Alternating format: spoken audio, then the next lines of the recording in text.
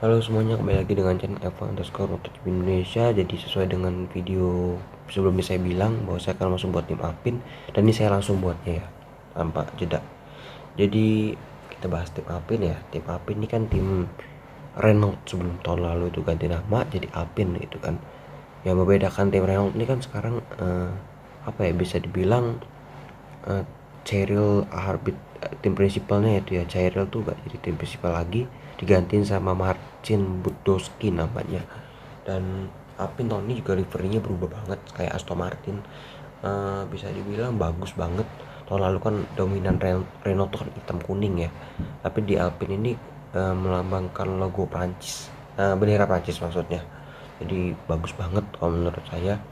Apakah tahun lalu sama tahun ini sasisnya menurut saya agak beda ya, karena tahun lalu tuh sasisnya agak lebih gede gitu, bodinya gede tapi ini seperti 2019 nya Alpine ya.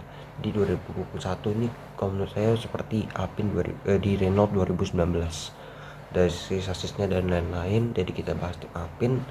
Tim Alpine juga tahun ini juga mengesankan banget, cukup mengesankan dan cukup mengagetkan karena performanya yang awal musim tuh bisa dibilang kacau, tapi dalam menjelang pertengahan sampai akhir tuh bagus banget. Kita bahas dulu deh pembalapnya. Yang pertama tuh Alonso akhirnya comeback lagi setelah kurang lebih 2019 ke 2020 nggak balapan ya. 2021 dia balapan lagi, dan ya siapa yang nyangka gitu Alonso bisa balik lagi ke F1 dengan tim Alpine dan tim Renault, tim lamanya dulu sebenarnya. Dan dia juga sukses di situ kan sebelumnya ya kan. Dan menurut saya sih pribadi sih, Alonso awal musim tuh nggak masih adaptasi dulu ya, tapi udah mulai menjelang pertengahan itu bagus banget, terutama di Hungary itu. Kalau kalian ingat, dia yang bisa ngedefend Lewis Hamilton 10 lap, itu bisa menolong Ocon menang gitu pertama kalinya. Jadi Alonso ini ya nggak bisa diremehin ya, karena dia pembalap pengalaman. Dia pernah juara dunia, pernah menang, pernah podium, pernah pole, pernah fastest lap juga. Jadi nggak bisa diremehkan Alonso gitu, meskipun umurnya udah kepala 4 ya. Tapi kita bisa lihat performa Alonso yang masih semangat gitu, dan dia masih bisa fight gitu kan. Dan apa ya, bisa dibilang Alonso ini pembalap yang apa ya, kita bisa bilang cukup konsisten sebenarnya. Dan dia juga agresif gitu, dengan cocok gaya balapnya juga cocok dengan mobil Alpine gitu. Mobil Alpine yang tahun ini dibilang sedikit menurun performa mobilnya dibandingkan tahun lalu, tapi ya dengan pembalap mereka ya seperti contohnya Alonso aja lah, yang pengalaman dia bisa menyamakan gitu kan. Dan Alonso juga bisa berhasil naik podium sejak di 2014 kalau nggak salah, di Hungary itu kalau nggak salah. Dia bisa naik podium di Qatar ya, ketiga ya. Itu ada ya, itu performa yang bagus banget kan, start dari 3 karena Bottas Verstappen penalti ya, jadi bisa langsung ke 3 lagi, tuh kan keren banget gitu.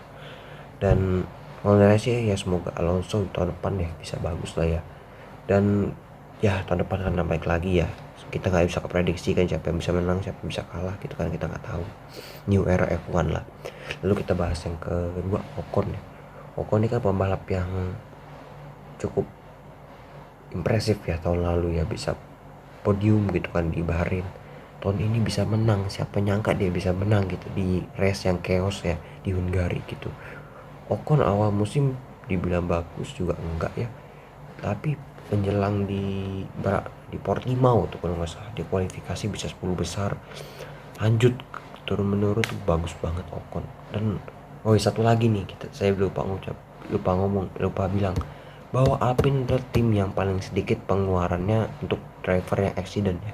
Itu keren banget itu. Dan urutan 20 tuh salah satunya Ocon. Jadi Ocon ini pembalap yang paling sedikit mengeluarkan biaya untuk crash dan lain-lain, dan ini keuntungan banget untuk tim Alpine tentunya. Dan Alonso juga sama gitu, dia bisa nunjukin kualitas, dan dia juga nggak crash juga gitu kan. Tuh keren banget sih. Jadi duet untuk hemat biaya emang cocok untuk Alpine ini. Ocon bisa menang di Hungary dengan strategi yang bagus, benangan defense yang bagus melawan Vettel di belakangnya. Itu keren banget dan layak gitu untuk Ocon bisa menang. Dan Ocon juga dibilang pembalap yang nggak mengecewakan lah ya, mungkin mengecewakan di Austria doang ya, gagal lolos Q2, tapi sisanya kan bagus banget gitu dari kualifikasinya juga gitu. Dan ya meskipun Ocon juga klasemen ke-11 ya, tapi nggak beda jauh lah sama Alonso yang ke-10 tuh. Jadi menurut saya sih Ocon tahun ini juga bagus di Qatar, di Jeddah kemarin tuh hampir podium banget tuh, cuman kalah tipis sama Bottas tuh. Itu udah nunjukin bahwa Ocon tuh emang benar-benar gitu. Dan satu lagi, Ocon juga pembalap jangka panjangnya Alpine gitu, jadi Ocon harus menunjukkan kualitasnya, dan tahun ini juga terbukti menunjukkan kualitasnya dibandingkan tahun lalu gitu. Dan ya itu aja sih ya, kita nggak bisa bahas panjang-panjang ya, karena kedua pembalap ini kan juga nggak ya cukup bagus kan, impresif, nggak ada hal-hal yang aneh sih. Jadi itu aja sih. Untuk video berikutnya saya belum tahu ya buat kapan, tapi sebisa mungkin saya akan buat secepatnya gitu. Dan jangan lupa untuk nonton video-video sebelumnya ya, bisa komentar, kritik, ataupun apapun itulah, saran dan lain-lain untuk video berikutnya. Dan jangan lupa untuk like, komen, dan subscribe ya video ini agar mencapai 1000 subscriber. Oke, sampai jumpa di video berikutnya. Bye bye.